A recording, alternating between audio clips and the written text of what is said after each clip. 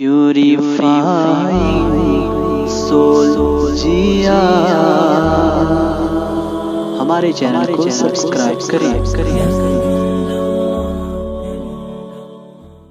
جنگ میں جہاد کرتا تھا، 25-25 kg کی تلوار اٹھا کر میدان جنگ میں جہاد کرتا تھا۔ مولا علی سے پوچھئے، وہ مولا علی جس کے بارے میں اعلیٰ حضرت فرماتے ہیں بحر تسلیم علی میدان میں سر جھکے رہتے ہیں تلواروں کے، یعنی میدان جنگ میں تلواروں کا سر حضرت علی کو سلام کرنے کے لیے جھکا رہتا تھا، چاہے وہ بدر ہو یا احد یا غزوہ خیبر ہو، خندق، یعنی جس وادی میں وہ شیر خدا قدم رکھ دیتے تھے وہاں تلواروں کے سر ان کو سلام کرنے کے لیے جھک جاتے تھے۔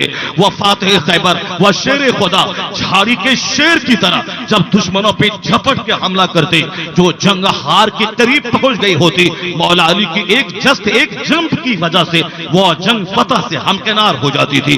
آپ کو معلوم ہے وہ غزوہ خندق کا موقع تھا، جس موقع پر بالکل غزوہ خیبر کا موقع تھا، جس موقع پر پریشان تھے، کافروں کی فوج الگ بہت دنوں سے لڑ رہی ہے، ادھر سرکار کے صحابہ ہیں طویل جنگ لڑ رہے ہیں۔ وہ آقا فرماتے ہیں کل میں ایسے شخص کے ہاتھ میں جھنڈا دوں گا جن کے ہاتھ میں اللہ خیبر کو فتح عطا فرما دے گا۔ ابو بکر آگے، آپ نے جھنڈا نہیں دیا، عمر فاروق آگے جھنڈا نہیں دیا، اب مولا علی نہیں آئے تو کہا کہ علی کہاں ہے؟ کہا حضور علی کی آنکھ میں تکلیف ہے۔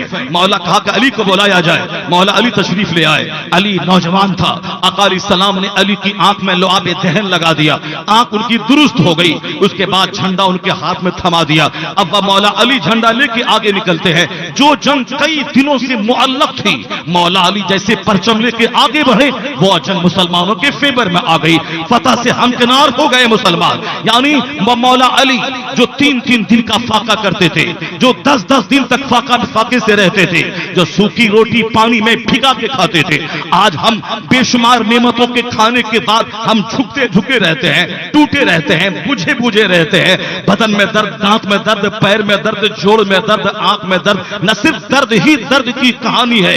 کوئی شخص ایسا نہیں ملتا جو یہ بتا دے کہ آج 5 سال ہو گئے میں دوائی نہیں کھایا ہوں، یا 5 سال ہو گئے دوائی نہیں کھایا ہوں، یہ تو گنتی کے چند لوگ ملیں گے، لیکن ایک دن میں 5 بار دوائی کھانے والا یہ قدم قدم پہ آپ کو ملے گا، جبکہ وہ پہلے سے زیادہ مرکب اور مشرب غذائیں استعمال کر رہا ہے، لیکن وہ صرف کھانا زندگی کا مقصد بنایا ہے، یعنی بریانی توڑنا، چہارم اور تیجا کی دعوت کی تلاش میں رہنا، اور ولیمہ اور صاحب بارات کی دعوت کی کھوج میں رہنا، اور صرف کھانے پہ نظر رکھنا۔ حضور نے کہا تھا وہ کپڑے کا غلام، وہ کھانے کا غلام ہے، وہ جو ہمیشہ الگ الگ کھانا کھانے کی جستجو میں رہتا ہے، الگ الگ کپڑے بدلنے کی جستجو میں رہتا ہے۔ یہ کون ہے؟ یہ کپڑے کا غلام ہے، یہ روٹی کا غلام ہے۔ یہ روٹی کا غلام یہ اللہ رب العزت کی کیا عبادت کر پائے گا؟ روٹی اس لیے نہیں ہے کہ میں روٹی ہی کھانا زندگی کا مقصد بنا لوں، روٹی اس لیے ہے کہ روٹی کھا کے کمر سیدھی کر کے اللہ کی عبادت کرو۔ مولا علی سے پوچھیے، وہ مولا علی جس کو ایسی روحانی طاقت ملی تھی اللہ کی طرف سے کہ جو 30 kg کی تلوار اٹھا کے دشمن پہ جھپٹ کر اسے اس طرف وار مارے کہ گاجر اور مولی کی طرح کاٹ کے رکھ دیں، وہ مولا علی کی کہانی صرف سماعت کرے۔ مسجد نبوی کے اپنے گھر کے دروازے پر مسجد کے سامنے بیٹھ کر یعنی سوکھی ہوئی روٹی پانی میں بھگا کے کھا رہے ہیں۔ بزرگوں نے کہا ہے علم حاصل کرنے والا، جن لوگوں نے بھی قطب اور قطبیت کے مقام کو حاصل کیا، انہوں نے پہلے سوکھی روٹی کھائی، سوکھی روٹی جب بھوک لگے پانی میں بھگا کے وہ کھا لیتے، اسی میں مست ہو جاتے، کتاب کے مطالعے میں لگ جاتے۔ جب سے مدرسوں میں بچوں کا دماغ صرف کھانے پر چلا گیا، مدرسہ کمیٹی والوں کا دماغ بچوں کے کھلانے پہ چلا گیا، وہ علم کا نور زائل ہو گیا۔ اب نہ بچہ قطب بنتا ہے، نہ بچہ غوث بنتا ہے، نہ ابدال بنتا ہے، اور غوث قطب ابدال تو دور کی بات، اب نہ بچہ ایک باصلاحیت مقرر بنتا ہے، باصلاحیت مدرس نہیں بن پاتا ہے، باصلاحیت قلمکار اور مصنف نہیں بن پاتا ہے۔ 10 سال پڑھنے کے باوجود نہ اسے بولنا آتا ہے، نہ اسے ایک صفحہ لکھنا آتا ہے، نہ اسے بچوں کو پڑھانا آتا ہے۔ اب وہ 10 سال پڑھنے کے بعد موبائل ٹھیک کرنے کے لیے دکان پہ چلا جاتا ہے۔ اس کا مطلب ہے کہ وہ 10 سال کچھ نہیں کیا۔